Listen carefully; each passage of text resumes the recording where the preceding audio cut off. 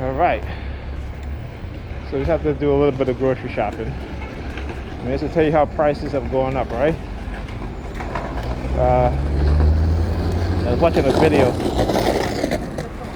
and it's about how the video is called "The Game is Rigged."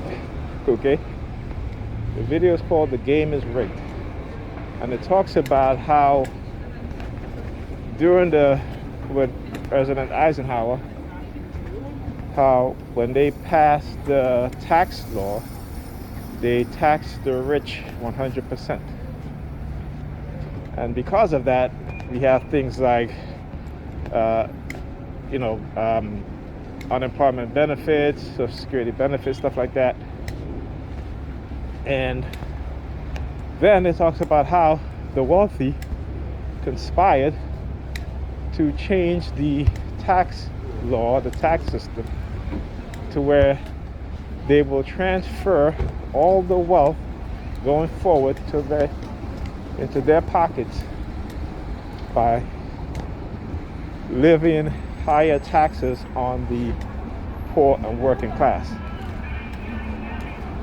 Now, you ever stop to think about why in any other country they will have a revolution? Literally, they will have people in the streets, upset, angry, overthrowing the government. Not overthrowing in terms of with guns and bombs, but people united to change the government. But in the United States, because the system is set up to where people are divided, so they can never unite when it comes to receiving, benefits that will improve their lives, but they just give it to some people and not to others, and they cause division and separation, to where now you start to see where we're heading into another recession. And I forgot the name of the person that spoke, but he's an economist, and he said that capitalism and democracy cannot coexist together. For the simple fact is that because of capitalism, at least capitalism today, capitalism that we have today, right, is a scheme to rob the majority of people in America who work hard, to rob them of their earnings, okay, while in keeping the wealthy rich and wealthy, and the continued transference of wealth. And he talks about where you have CEOs who's being paid $100 million, $50 million a year, but then they are laying off thousands of employees. And he said, when you think about it, greed, right? Greed is something, what they call greed is a mental illness. And this is why you see the wealthy behaving the way they behave, and they don't want to change. But they want you and I to change. And how do they want you and I to change? They want you and I to change by surviving on less, okay, while they live in excess.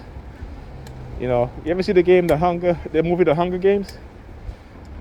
I talk about that's my target, and how from time to time they'll start playing the Mockingjay theme song, and I can't understand that. How come people don't even say, what the hell is going on here? Why are people playing, why is this person playing the Mockingjay song? It's like they got it. Sometimes they'll play it multiple times during the day. Okay? But understanding what is going on and how they continue to try to manipulate us in ways that we can't control. And because they got us believing in this illusion, and because they've studied the human mind, they understand how it works, they can program it however they want. I just talk about how, in my video, I talk about how black children and black people suffer the worst health outcomes. And it's not an accident, okay? And particularly when it comes with asthma, right? In terms of black, and the funny thing about it is that Mexican children, right, have a lower asthma rate than white children and black children. Why? Because again, they're not put into environments, or environments are not created in which, though they may live in poverty, their environment is much healthier, the air is much cleaner, the water is much safer. And you hear the sirens in the background? Yeah.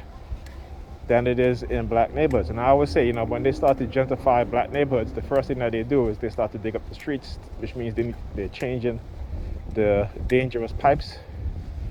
They are changing the lead pipes into new pipes that are non-toxic. And I'm not saying this. Most of you black people who live, Nigerians who live in the cities will understand this. This is what they do. Again, we've been living in these neighborhoods for decades. They didn't change the pipes. Usually when pipes burst, what do? They fix it. They don't replace it. They cut it. They put a new section in. And,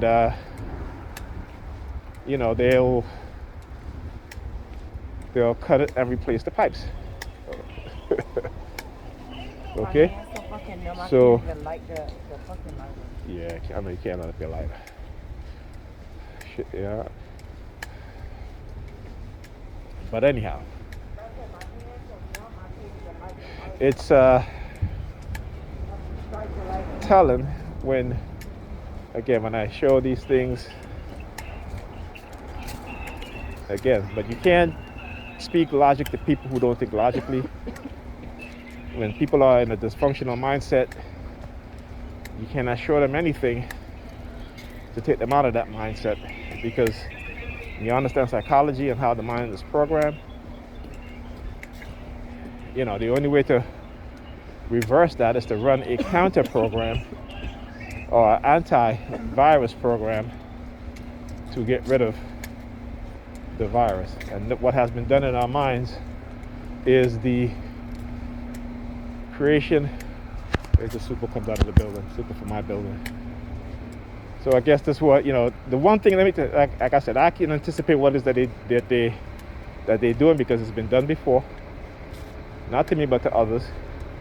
Where with those who are living with family members who are targeted, they'll come home and find their things outside and stuff like that, because again, it's the abuse, and they know what they are doing.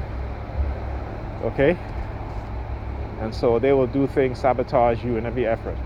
And I can see why, when some people who end up becoming wealthy turn their back on the people around them because of how they are being treated. And so, but for us as TIs, we know in this Coercive Persuasion Program, we know exactly what it is that they do. All right?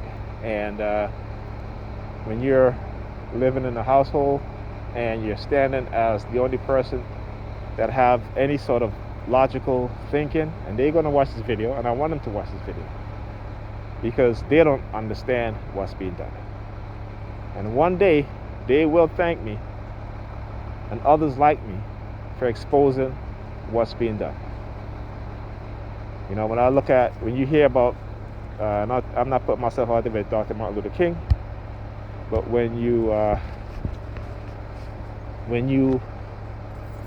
listen to how, when he went to Chicago, and none of the black pastors would invite him to speak at their church. Okay? And I want you to understand what the white supremacists have done is that within our community as black people, particularly within the FBI, war on us, and the memo that states that they will destroy any black person who love black people enough, who try to organize black people, who's tried to do things to uplift black people. And what do you see today? There is basically no black person who is doing anything to unite black people, to build what the black people in the communities in which they live in need. I mean, look how long it took Dr. Umar Johnson to build his school. And he said it himself. He said, 3 years now, he said, I've hired black contractors to work on my school, right? And every time they never followed through. He said 3 years it took. Meanwhile, he said, I had to go to the community of people that I speak against, white people, to come in and do what black contractors couldn't do for 3 years. They did it in, what was it? He said 3 months or something like that, or 3 or 4 months. He said they did all of that in 3 or 4 months. But it goes to show you that how we are programmed, that whenever a black person tries to do anything positive for black people, even when we give our own brothers and sisters the chance, the contracts, they will do everything in their power to not see it happen. And again, it is a deep subconscious programming. Okay? So anyway, yeah. See, I called them out on what they're going to do. And you see, you start hearing the sirens. I talk about how I went into, I got to upload the video, but, I went into the bathroom, came out my bedroom,